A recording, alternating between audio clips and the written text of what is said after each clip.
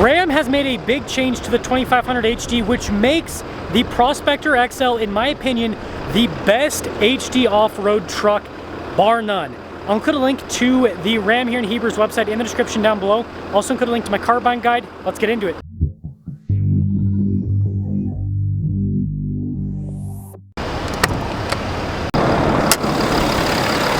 So first off, under the hood, we have a 6.7 liter turbo diesel inline six that goes through an 8-speed. It puts out 430 horsepower and then 1,075 pound-feet of torque, which is great because this truck has 40s. I'm trying to hit 500,000 subscribers before the end of the year. I'd really appreciate it if you'd help out with that. And this one has the cab lights at the top. It's also built off of a night edition truck, so you've got the cool vents on the hood. You have the new split light design, which some people are not a fan of, but this brush guard covers it all up. It also has lights in the center. You can see you still get the fog lights. It's got beefy recovery points and a winch that, yes, can handle a truck this heavy. And if we actually look underneath, this does have a diff protection set too. Altogether, the front of this truck looks absolutely fantastic, and it's also extremely practical if you're going to take it off-road. Tire wheel setup is 40 by 13.5 by 18. 40s. That's what a diesel truck needs. This has AEV's Salta wheels, which are known for durability, and these tires are pretty darn aggressive. Now this has the Bilstein 8100 series shocks. I have them on my Jeep now. Absolutely love them. They can handle both low speed and high speed off-roading fantastically well. They have also added these giant fender flares to cover up those 40s so you don't chip up your paint. And this truck has power side steps. It definitely needs them for how tall it is. Now, since this is built off of a 2500, it is coil sprung, which helps out with the ride and articulation. And look at the side profile of this thing. Again, it's an absolute beast. The stance is fantastic.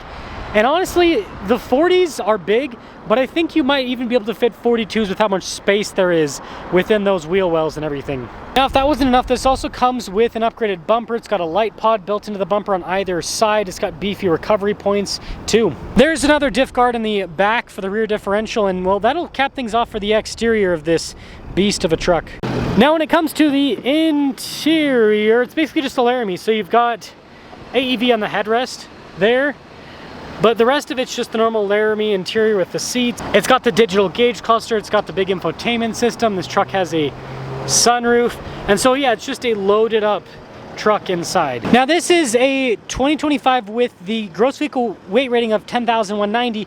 You can now get these 25s and the 26s with a higher gross vehicle weight rating. So this one has 1,272 pounds, but if you get the uprated truck, which you can now get with the 2500s, you could still have like over 2,000 pounds of payload capacity if math serves me right. And so that makes this way more practical if you go that route. Now when it comes to pricing, well, there is a price to pay for quality. So the base package is $24,399. This one has quite a few options added to it, including the upgraded shocks, which I absolutely love so far in my Wrangler, like I said. We'll talk about the driving in this.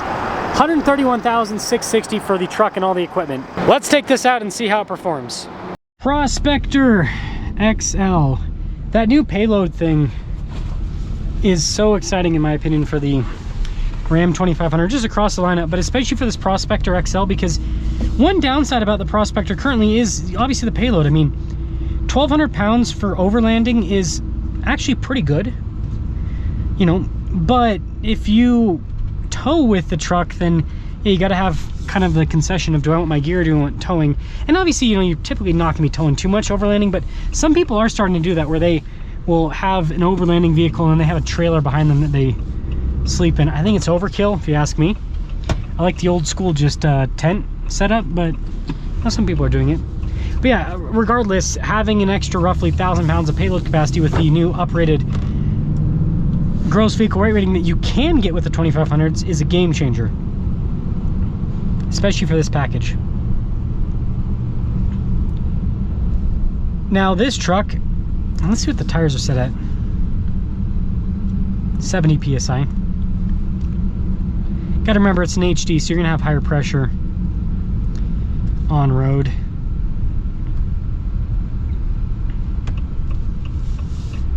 I do like the turn signal camera. This one, like I said, is loaded up. It's got all the cameras. It's got basically everything that you can get in the truck.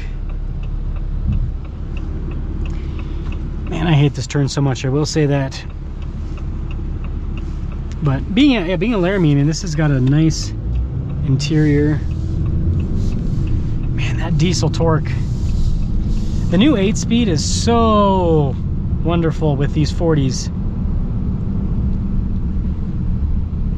And I really do wonder, looking at the wheel wells, it looks like there's space. I wonder if you could fit 42s on this. That would be, I mean, 40s are already crazy, 42s insane. And the thing to remember is this is a long wheelbase, so like when you take something with a super long wheelbase off-road, it kind of just drives over the off-road obstacles rather than driving through them, if that makes sense. Like you look at a Wrangler, for example, that I have, it's not a super short wheelbase, but I mean, it's pretty short. I mean, it's like 118 inches if I remember right. Whereas this is going to be, I should have looked it up, but Mega Cab 2500, I think you're like 170 inches. Don't quote me on that. Don't quote me on that. Anyways, super long wheelbase. So anyways, when you drive over a rock obstacle, the front end is already like on top of the obstacle by the time the back ends even hit it. Whereas like, you know, you get in something with a short wheelbase like a Wrangler, and it's like, okay, the front end's still on the obstacle, the back end's getting on the obstacle, so you got lots of articulation happening. Whereas this, it's just like, you kind of just drive over it. So it's a different style of off-roading. And it also means that even though this doesn't have a rear differential lock, in four-wheel drive low with 40s, you're going to be able to go over a lot. Now, do I still think that getting this with a diff lock would be better? Of course. Having more equipment is always better. And you can put this AEV package on any 2500, from my understanding, that's a diesel. I think you could even, like, if you wanted to, you could even send them a tradesman if you wanted to go real basic. But yeah, you could do a Rebel or something like that that has the rear lock, rear differential lock, and you could do that whole setup there. The braking, by the way, is not weird with the 40s. You know, you might think that with such a big tire it's going to be tough with the braking, but it's an HD truck, so it's already used to being able to brake with a load behind it, so 40s, no problem. The turning's not bad, and the steering's actually really good. And remember, this has a solid axle front and rear. It's definitely not a sports car by any means with the steering, but it handles well. The torque on this is the best part. And this really does drive like pretty much like a luxury car, for again having super aggressive tires, 70 psi in them. Super comfortable ride, and a big part of that is the springs and the shocks. The 8100 series shocks are really good at kind of just smoothing everything out, especially the bigger compression. And with the remote reservoirs, they're not going to heat up super fast, so you don't have to worry about overheating. That is a nice feature on an HD truck, I will say. So I guess to begin to conclude, I really like the Prospector XL. I think that although this is very expensive, I think the value is there for people that are going to use this for what it's intended to be used for. Kind of like my Wrangler, where yeah, the Wrangler build was expensive, but I daily drive that right now, and I do a lot of off-roading, and so having the bigger tires and a suspension system that can actually do high-speed off-roading in a Jeep, perfect for me. So with this, like if you're just doing a mall crawler, yeah, like an F1, or it's not F-150, a Super Duty Tremor or an AT4X or a ZR2 with the GM trucks, it's going to be more reasonable with the price compared to this, because they're all under $100,000 typically. But once you get into off-roading, this is far superior, right? Even without a locker, having the 40-inch tall tires, like, people kind of forget tires do a lot. You could have two vehicles. One vehicle has, let's just say the Tremor 35s, and this has 40s. You put them on the same off-road obstacle, the 35-inch tall tire truck might have to use its locker, whereas the 40s, they're so big, so much clearance, so much grip, you don't have to use a locker. So people kind of forget how much tires add. And there is no like company like AEV that I see putting 40s on any of those trucks. Like AEV does 37s on the GM trucks. I don't like Ford. The biggest I've seen is the Shelby Super Baja with 37s, but that's also more expensive than this. A Super Baja is about 140, 150 grand MSRP. So like I said, this is expensive, but it's quality parts and it's extremely capable.